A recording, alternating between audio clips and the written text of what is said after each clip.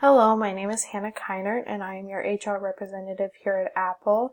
Today I'll be discussing with you some cultural etiquette that you will need to know while you are over in Beijing, China for your business trip. So just some quick facts. China is the world's largest manufacturing country, and that is why we have production factories over there. And you will be pitching the new MacBook in hopes that they will help us with this new project. Because of the population demographics, there are more men in China than there are women, so it is likely that you'll be dealing with men in the boardroom.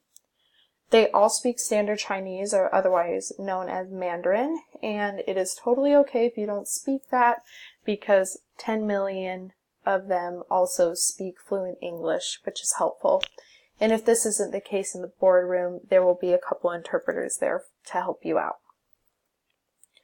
So of course, I probably don't even need to say this, but make sure you dress appropriately, professionally, and conservatively.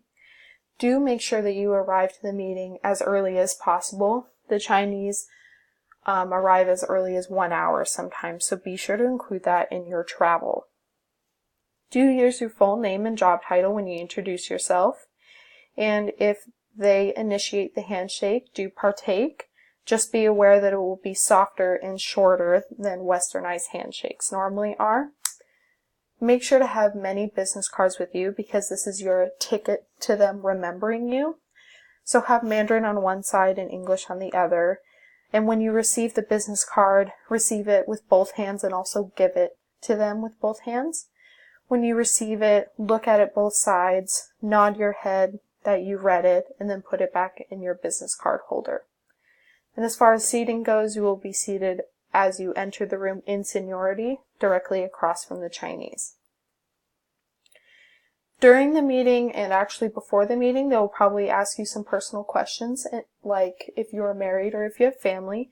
And this is just to establish common ground. This isn't to be invasive or intrusive. This is just to help build trust. During the meeting, they may nod, and nodding doesn't mean they're saying yes. It just means that they are hearing you and that they are understanding what you're saying.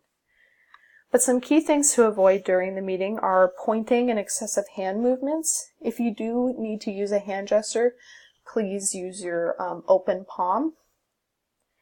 And do avoid things like self-depreciation and sarcasm. Those are two elements that Americans try to include in meetings to make them less boring, but that's just not a practice that the Chinese use. And of course, like normal American meetings, please try not to interrupt as well, because that is considered rude. But after the meeting is over, make sure to make contact with them about 48 hours afterwards.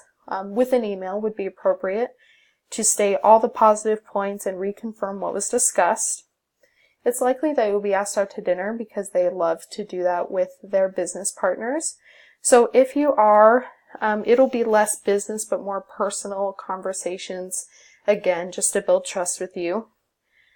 Be sure to sample all the dishes that they provide, but do not clear your plate of food because that is considered greedy and disrespectful.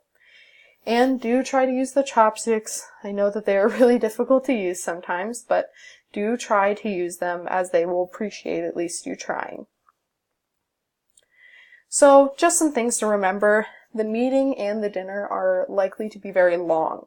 And that is just because they like to ask questions and they like to really get to know you as a business partner, which of course is important.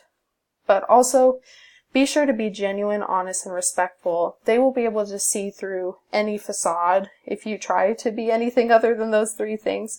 So just be sure to remember to be, again, genuine, honest, and respectful. And if you are those three things, that they will be likely to do business with you, and they will likely continue to do business with us in the future. That concludes my presentation. If any of you have any questions regarding your trip and things that you should know, I will stay here for a couple minutes to answer any of those questions. Thank you.